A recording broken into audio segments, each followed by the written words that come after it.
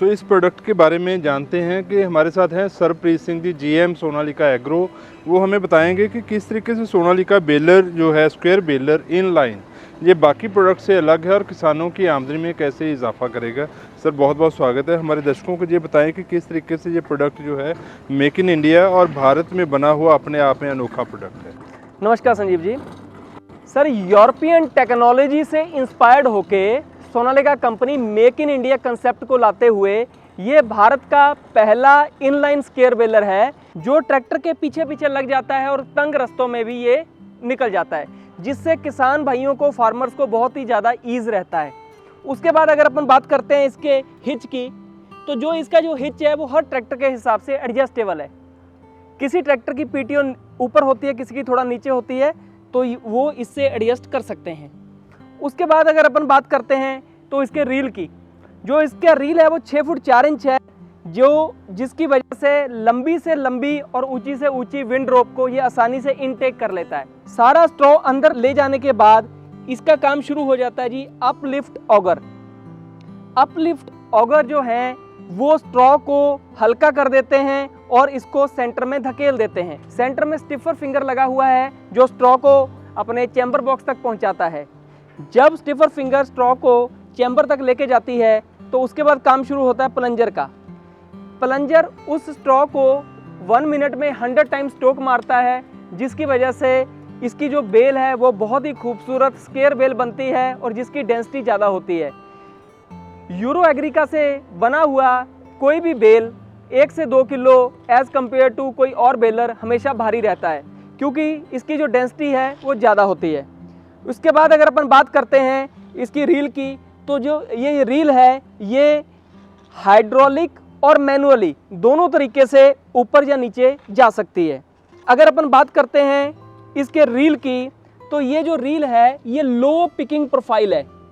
ये बिल्कुल नीचे से ज़मीन से स्ट्रॉ को उठाती है और इसको आगे पहुंचा देती है, जिसमें छोटे छोटे जो स्ट्रॉ हैं वो नीचे नहीं रहते हैं और इसकी सफाई ज़्यादा आ जाती है। इसके बाद अगर अपन बात कर देते हैं नोटर की, जैसे ही ये सामान बेल बनकर बाहर निकलती है तो काम शुरू हो जाता है नोटर का। धान में बहुत ही ज़्यादा गर्दा होता है।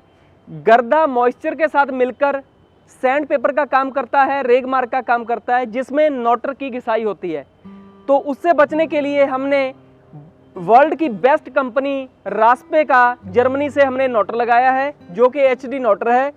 इसकी जो घिसावट है वो बहुत कम होती है और इसके ऊपर फ़ैन लगा हुआ है। वो फ़ैन रिवर्सिबल फ़ैन है जो 6 मिनट सीधा चलेगा और 1 मिनट उल्टा चलेगा, जो नोटर की भी सफाई करेगा और अपने आप की भी सफाई करेगा, जिसकी वजह से जो नोटर की लाइफ है वो ज़्यादा बढ़ जाती है। उसके बाद अगर अपन बात करते हैं तो आइए आप इसके सामने देखते हैं, एक बेल काउंटर लगा हुआ है। एक दिन में कितनी बेलें बन गई हैं या 1 महीने में कितनी बेल्स बन गई हैं, वो सारी की सारी इस बेल काउंटर से हम देख सकते हैं। बेल की डेंसिटी को और बढ़ाने के लिए कंपनी की तरफ से हाइड्रोलिक प्रेस लगी हुई है, जिससे आप इसको और ज़्यादा बेल को हैवी बना सकते हैं। पीछे देखिए बहुत ही खूबसूरत लाइटें लगी हुई हैं जो कि रिफ्लेक्टर का काम करती हैं। किसानों की सेफ्टी के लिए रात को अगर कोई लाइट आता है तो एज ए रिफ्लेक्टर ये काम करती हैं। उसके बाद सर अगर अपन बात करें इसके ट्वाइन बॉक्स की, तो अभी तक ये इंडिया का सबसे बड़ा ट्वाइन बॉक्स है। इसके अंदर 6 ट्वाइन स्पून्स आ जाते हैं हर टाइम, मतलब 30 किलो धागा यहाँ पे लेफ्ट साइड पे, 30 किलो राइट साइड पे एनी टाइम धागा स्टोरेज किया जा सकता है, जिससे आपको दोबारा धागा मंगवाने के लिए टाइम की बचत रहती है। उसके बाद अगर अपन बात करते हैं सर इसके टायरों की, तो दोनों टायर एक सामान्य हैं। दोनों की जो लेंथ है, दोनों की ब्रेथ है वो दोनों सेम है। दूसरी कंपनियों में एक बड़ा होता है और एक छोटा होता है, जो कि नमी वाले खेतों में वो टायर जो छोटा होता है वो दब जाता है, तो जिसमें काफ़ी ज़्यादा इफेक्ट पड़ता है। अगर अपन बात करते हैं इसकी कैपेसिटी की, तो ये बेलर 1 घंटे में 2 एकड़ बेल बना देता है और तकरीबन 1 एकड़ में 100 बेलें बनती हैं। हम ये कह सकते हैं कि 1 घंटे में 200 बेल ये बेलर निकालता है। सर, सोनालिका कंपनी की जो बेल है ये दूसरों से तकरीबन 1 से 2 किलो भारी बनती है। भारी बेल से किसान भाइयों को जो धागे की बचत होती है वो बहुत ज़्यादा होती है। उसके बाद जो ट्रांसपोर्टेशन में लेके जाते हैं उसमें बचत होती है। उसके बाद यहाँ पे इस बेल को स्टोरेज किया जाता है तो पावर प्लांट वालों को भी इस बेल में हैवी बेल रखने में जगह कम लगती है। और उसके बाद अगर अपन बात करते हैं इसकी ग्राउंड क्लियरेंस की, जो इनलाइन स्क्वायर बेलर की जो ग्राउंड क्लियरेंस है वो दूसरों बेलरों के मुकाबले बहुत सी ज़्यादा है।